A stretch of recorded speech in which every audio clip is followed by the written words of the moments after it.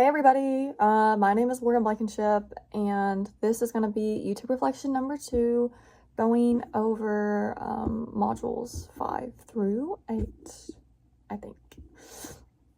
The first part of the first thing I'm going to go over is my ideal team.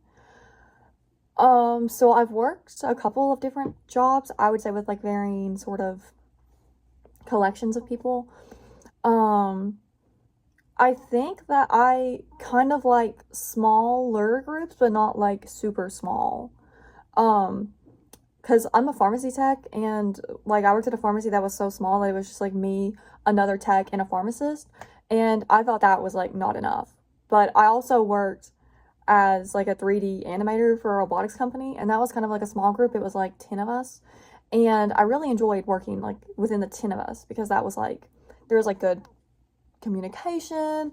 But I also think this might depend on coworkers. I feel like if your coworkers are great, then like, you know, it might not really matter on the size because you know everybody's doing what they need to be doing.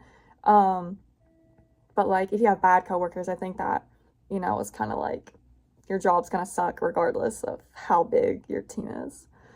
The traits of my dream team, obviously good communication, ambition, you know, desire to do the work.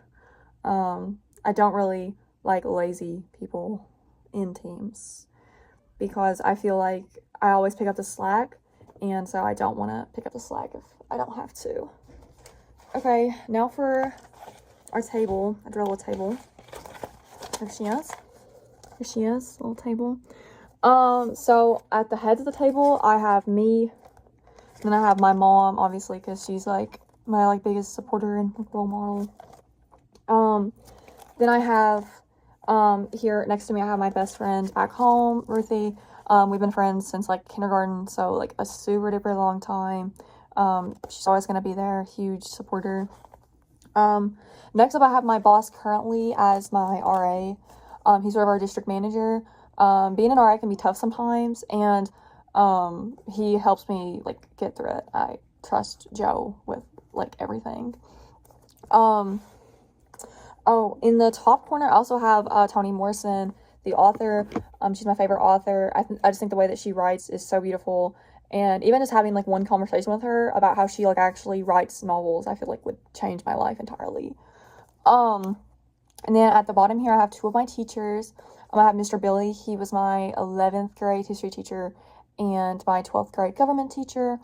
He's a super awesome guy. Literally trust him with my life. Even though I'm English, Mr. Billy really like pushed, you know, like secondary ed. When I needed anything, I could go to like Mr. Billy and he would like help me out. And then I also have another professor I had here at Virginia Tech, Dr. Waldman, Emmy, in the English department. I had her freshman year. I took her class on a whim. Literally without her support, I might have dropped out of college. So literally changed my life, like with just her perspective and outlook and just like her class. Super awesome. I'm really thankful for all of these people that are in my life. Have I ever thought about who influences me? Yes, I have. I think about it, not all the time, but I do think about it every now and again where I'm like, ooh, I'm like, this is definitely influence from so-and-so. And I'm like, there it is. Is my table lopsided? I think there's a lot of people that are women.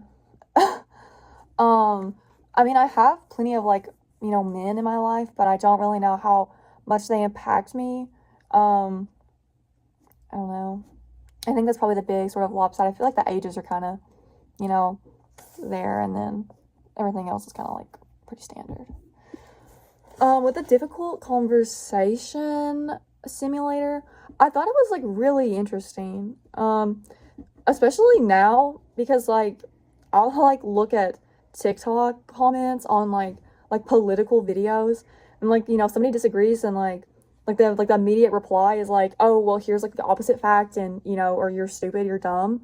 And so I thought that the actual sort of like collaborative goal of the conversation was like really interesting. I mean, I try not to cause conflict in conversation, but I mean, I try not to bring up really anything all that difficult, because I know like a lot of people have, you know, topics are very personal to them, And so, you know, if they want to keep it to themselves and like, you know, I don't want to like start a fight for no reason, because I was like, ooh, like let's ask this question, you know. I also did the active citizen continuum reflection. I kind of felt like I fell in between volunteer and conscientious citizen, where I feel like I, you know, do more in the community, but it kind of says like they were not informed, but I feel like I'm pretty informed. I just, you know, I don't really jump the gun on anything. So that's probably why I feel like I'm like kind of like in the middle. I don't feel like I'm quite at conscientious citizen level, but I don't feel like I'm at volunteer level either. With community mapping, I also drew some circles. I kind of drew my at home, my sort of rural community, because, you know, growing up rural is a big part of my identity. I also have my school community back at home. We were very small, so I'm close with everybody I like graduated with. I have my sort of college community, which is some clubs that I'm in and some people I'm like casually friends with, as well as my like tight-knit community of my like best friends.